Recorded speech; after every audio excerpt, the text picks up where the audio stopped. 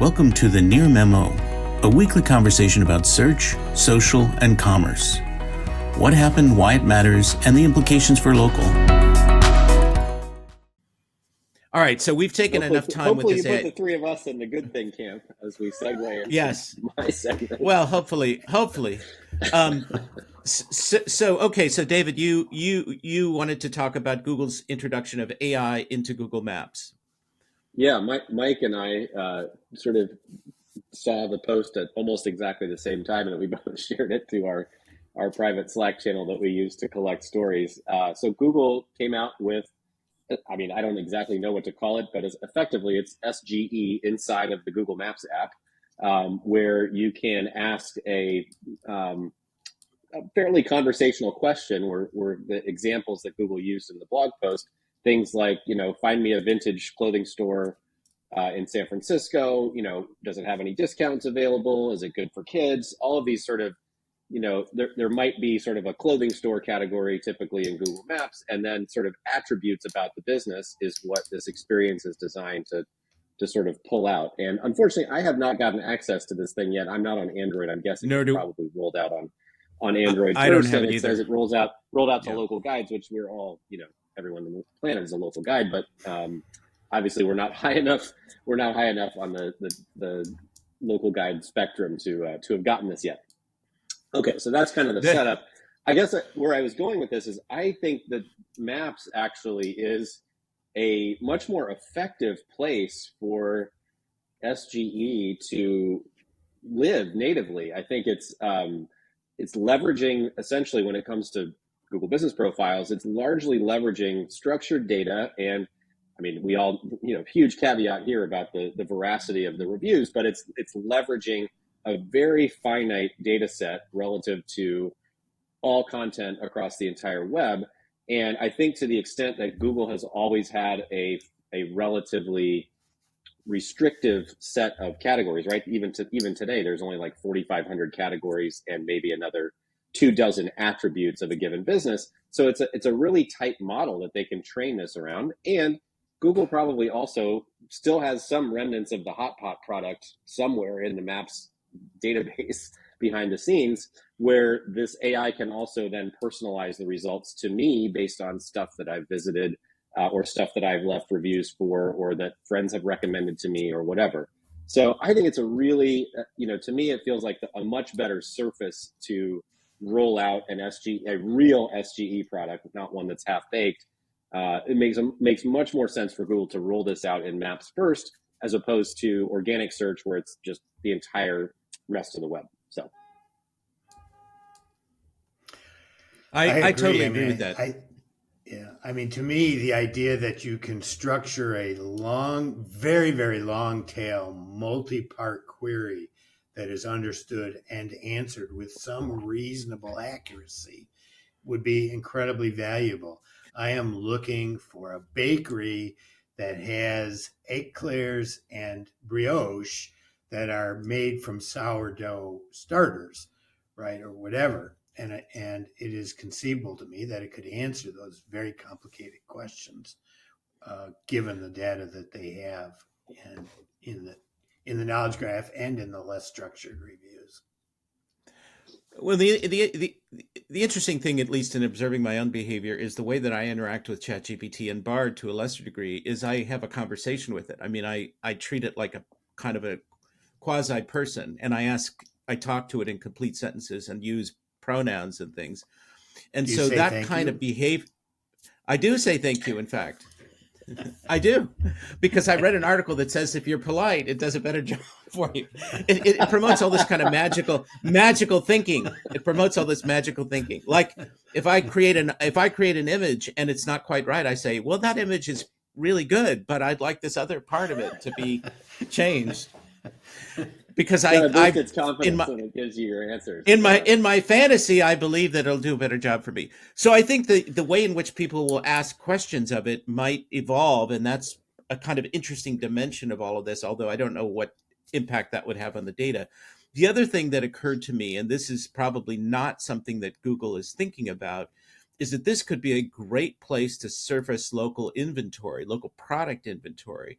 Now, GBP typically is about services. Greg, I'm sure they're thinking about that. I am sure that they are thinking that Well, is where the money is. well, yeah, but I mean, I think that they have not, despite their competitive emphasis on local inventory as a way to sort of compete with Amazon and their use of different mechanisms, Pointy and Merchant Center, to get that local inventory, it's still not a great experience for the end user, just to go into the general SERP and where can I buy this? It's kind of a messy and incomplete experience. But this might be an opportunity for them to really make a better user experience that would actually drive people to particular business locations, and where that feature could really shine. I would like to see them do that, because where can I buy a space heater? Where can I buy this kind of tool or this kind of thing? That's completely consistent with these long tail, queries that you're talking about, Mike. And I would like to see them do that, but we'll see if that happens. Yep. Yeah, the other thing I was I'm going to fearful say, that. Go ahead, David. Go ahead, Mike. Oh, I'm fearful that the same thing will happen as happened with Lens. With Lens, you drop an image in now, and all you get back are product images for the thing for $7.99. Like if I drop a plant in, I don't want to buy a plant. I want to know what it is. And Google has so mucked up image search by commercializing it that the danger here in Maps is they do the exact same thing. It gets mucked up with commercial intent as opposed to allowing me to do a general query for information. Well, ads are helpful content. I'm going to piggyback up. What's that? Go ahead. Greg said, I said ads are helpful content. Helpful content, after all. Yeah. Go ahead. I was actually going to piggyback on kind of where you were going with that, Mike, in that there is a substantial risk to Google's core business by rolling out SGE results in classic organic web search type of interfaces, because so much revenue comes from those interfaces today. The flip side is, my guess is that Maps is not very heavily monetized right now, and that, to the sort of quasi joke I made about local inventory being where the money is, I do think Google probably sees this as a massive untapped reservoir of potential user engagement that historically hasn't been monetized. And if they're looking to continue to grow their quarterly revenues by 10% a quarter or whatever, like, this actually is a way that they might be able to do that if they get enough people using Maps for more searches.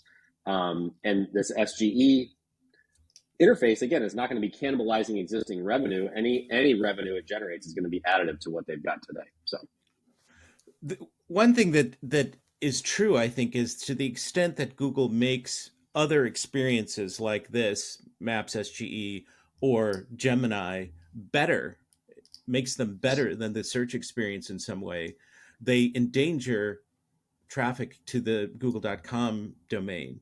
Because if Maps becomes a great place for me to do a lot of searches that I would have done on Google, then I'm going to use Maps. Or if Gemini becomes a great place for me to do certain kinds of lookups, I'm going to use Gemini, which I think is part of their strategy to monetize Gemini advanced, to really make Gemini, the best part of Gemini, a paid product, so it doesn't really cannibalize the free usage. But we'll see. I mean, that's the risk here for Google. As it builds out all these cool things, it risks siphoning off some of its main search usage. But we'll see if that actually happens. I think the danger is the safe search danger, where with ChatGPT you can ask a bold question and perhaps get a bold answer. You try asking a bold question at either Bing or Google and you get a milquetoast answer that they can't talk about that. And it's it comes from all the safety, and I get the need for safety. What I don't get is the need for shutting down virtually any competitive or brand related query or joke or any of the things that one might want to explore beyond the milquetoast. And that I see as a bigger danger, is that Maps becomes pure milquetoast because of these restrictions. I think that can be a title for your memoir, Mike. Beyond Milquetoast, My Life in Search, My Life in SEO. I mean, I really just want wanna to say know if one a more- hotel has bed bugs. I don't care if it's an offensive query to Google. I want to know that. And they still answer that question to some extent, although not as boldly as they used to. They used to show you pack results of hotels that have been reported with bed bugs. That's enough for me, but they don't do that anymore. You got to really work to get it. Okay, So. David, I want to make one more comment. Yeah, I want to make one more comment before we move on. So, Greg, you brought up Gemini, and I think that's there is a real sort of natural merging of the Gemini use case inside of Maps, at least based on the example that was shared in their sort of launch video. In that Gemini seemed to sort of be a conversational faceted search, right? Where you'd ask it a question, it would spit back some answers, and then it would say, now what about this, this, and this? And Google, we've already seen Google getting really deeply into faceted Google business profiles by elevating things like the little review bubbles, things that a lot of people are saying in reviews sort of get clustered and aggregated together. The attributes about, is it woman owned? Is it kid friendly? Do they have Wi-Fi? So all of these things can be then flipped around back to the user to say, well, do you care if it has Wi-Fi? No, not really. Do you care if it's pet friendly? No, not really. So there's a whole range of faceted sort of follow-up questions that are ready-made based on Google's existing data structure within Maps that I think tie in really nicely with what seems to be Gemini's sort of differentiating factor, I think, versus some of the other AI products. Google's sort of been doing the Gemini, at least versions of it are vaporware. That we're talking 2025, nothing imminent. Or is that? I mean, it seems. Well, that's not the impression. That's not the impression I get. I mean, they claim to have different. I mean, there's different sort of levels, I guess, of sophistication.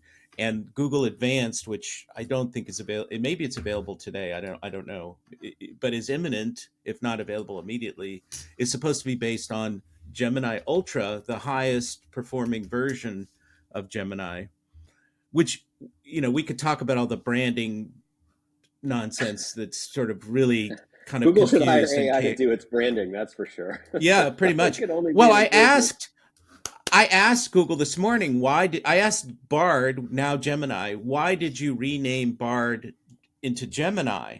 And it gave me an answer which was very coherent, including about branding, that you want to make branding consistent across products. And Gemini is the product that Google is betting on, which I thought was very, very interesting.